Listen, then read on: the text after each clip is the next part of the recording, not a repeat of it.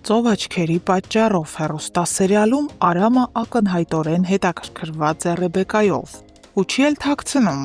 Արամը Գոռին հարցեր է տալիս նրա և Ռեբեկայի հարաբերությունների մասին, փորձելով հասկանալ, թե ինչ կա այս շփման, այս ընկերության հետևում։ Արամը ակնարկում է, որ Գոռը Վահեի ընկերն է և ճիշտ չի լինի, եթե նա սիրախաղի մեջ մտնի Ռեբեկայի հետ։ Գոռը այդ պահին թեթև զարմանում է ու փակում թեման, սակայն Արամը այսքանով չի հանգստանում։ Նա երկրորդ անգամ է բացում այս նույն թեման, ասելով, որ ինքը չգիտեր, թե Գոռը ընկերուհի ունի, իդեմս Սառայի։ Գոռն էլ պատասխանում է, որ Սառան ոչ թե իր ընկերուհին է, այլ իր նշանածը։ Այստեղ Արամը նորից Ռեբեկայի մասին է խոսում, ասելով, թե արդյոք ճիշտ է, որ Գոռը նշանված է Սառայի հետ և միաժամանակ շփվում է Ռեբեկայի հետ։ Գոռը այստեղ արդեն հունից դուրս է գալիս, հասկանալով Արամի նպատակները։ Գոռն ասում է, որ իր ու Ռեբեկայի միջև ոչինչ չկա, նրանք պարզապես ընկերներ են, ավելի ճիշտ Ռեբեկան իր քույրն է, քանի որ Վահեի նշանածն էր։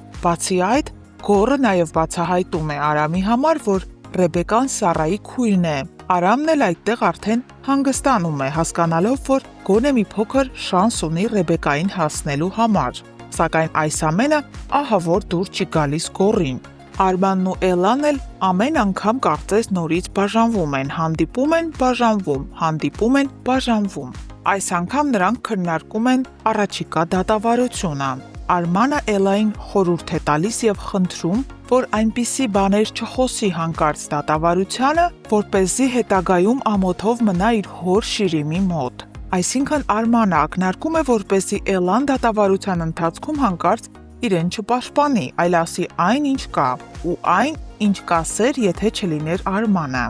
Էլլայի համար հիմա շատ բարդ շրջան է։ Նա ինքն իրեն կորցրել է, նախ Արմանին կորցնելու ցավը, հետո Միսակին, հարազատ հորը, իսկ հիմա առաջիկա դատավարությունն է, որ իր ընթացքում դեռ պարզ չէ, թե ինչ կլինի։ Սարոյանի կյանքում էլ կարծես ամեն բան խառնվել է իրար։ Պարզապես նրա խնդիրների մասին ոչ ոք տեղյակ չէ, ոչ ընտանիքի անդամները ու ոչ էլ Արմանը, ով միշտ տեղյակ է եղել Սարոյանի բոլոր գործերից։ Այս անգամ Սարոյանը ինչ-որ գաղտնի գործերի մեջ է։ Ենթադրում ենք, որ Սարոյանի կյանքում այս ամենը պատահում է ոչ թե անձնական կյանքի ուղղությամբ, այլ գործնական, քանի որ նա հանդիպում է Արմանին և ձեռքում ունի թղթապանակ և ինչ-որ բան է ցանկանում խնդրել Արմանին։ Վերջինս փորձում է իմանալ, թե ինչ է կատարվում, որպեսզի ինչ-որ բանով օգտակար լինի, սակայն Սարոյանը նրան այդ հնարավորությունը չի տալիս։ Դիանան էլ վերջապես հավաքում է ճամպրուկը ու հեռանում բոլորի կյանքից։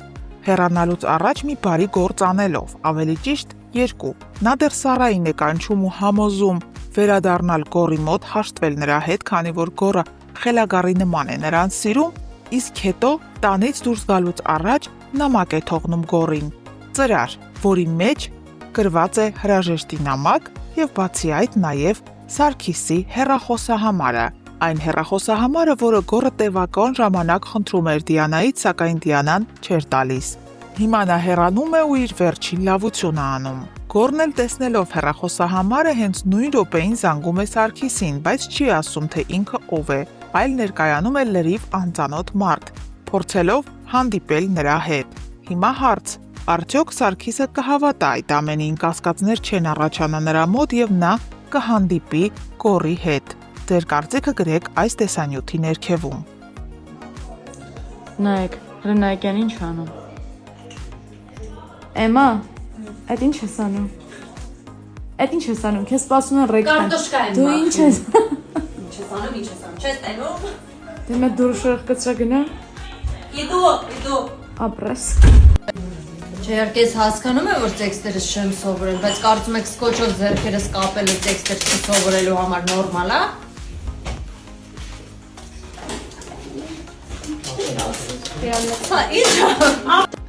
Վերջերս մի քանի անգամ հարցրել եմ այս մատանին ինչ է նշանակում։ Դե սերիալը դիտողները գիտեն, որ Գոռն է Սառայի մատին դրել, նշանադրվել է, բայց մնացած մարդկանց հետաքրքրում է։ Ժողովուրդ ուղղակի դնում են, որ չկորցնեմ զուտ, որովհետև ես շատ հաճախ եմ իրեր կորցնում։ Միլենա ջան, հենց Միլենան տեսնում է ինձ, ասում է մատանին, վզնաց։ Դրա համար չեմ անում։ Միայն 3 չեմ դրել, չեմ գրել։ Սարան այսօր չգիտես ինչի որոշել է, որ պետքա տանը մնա, չգա նկարահանման։ Դրա համար ես բռնագրավել եմ իր սենյակը եւ այստեղ եմ զգեստա փոխվելու։ Քանի որ մնացել եմ միայնակ Սարայի ննջարանում, որոշեցի բացահայտեմ ինչ որ բաներ Սարայի մասին ու այստեղ գտա օրինակ Սարայի ամենասիրելի գիրքը, դա երկրաչափությունն է 8-րդ դասարանի, 6-ից 8-րդ դասարանի համար նախատեսված։ Սարան ուսումնասիրում է երկրաչափություն։ Էմա ջան, քանի որ դու արդեն հասցրել ես Սարայի պահարաններն ուսումնասիրել, ես քեզ ուղղակի մի բան կխնդրեմ։ Խնդրում եմ իմ մայրենի տետրի մեջ կարգինով նկարազարդումներ չանել սովորությանդ համաձայն։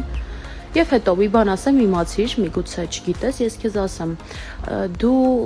ինձ շատ ես կարոտել։ Դու ինձ շատ ես կարոտել։ Ուղղակի շատ։ Այնքան, որ անիմաստ ես համարում այսօրվա նկարահանման գնալդ, ունայնություն է տիրում, սենյակում շունչ չկա, էլի, շունչ չկա, չգիտեմ։ Դուրս արի խնդրում եմ։ Մի խոսքով դիմացիր, ես 2 օրից կգամ։ Էլկա ջան, դու կոնկրետ հարմարվել ես, հա, իմ սենյակում։ Եկել է դրսի շորերով նստել մահճակալից վրա։ Ինչ կա։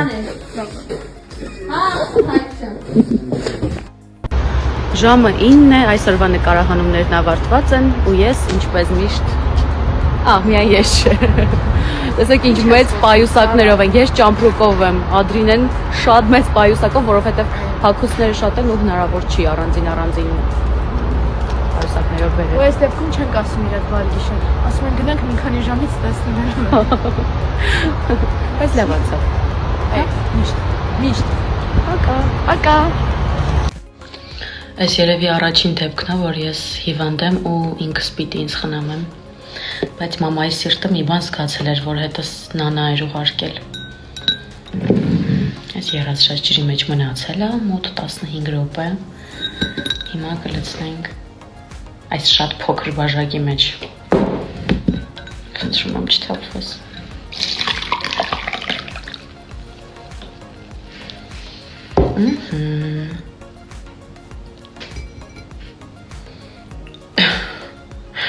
Այսպես անեմ, որպեսզի պատկերացնեք ինչքան մեծ բաժակ է, հետո որ թուղուց եմ նվեր ստացել։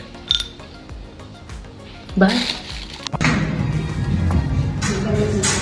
Մենք այսօր եկել ենք շատ գեղեցիկ վայր նկարահանումների։ Նոնա։ Ողջույններ Տաքուկ միջավայրից։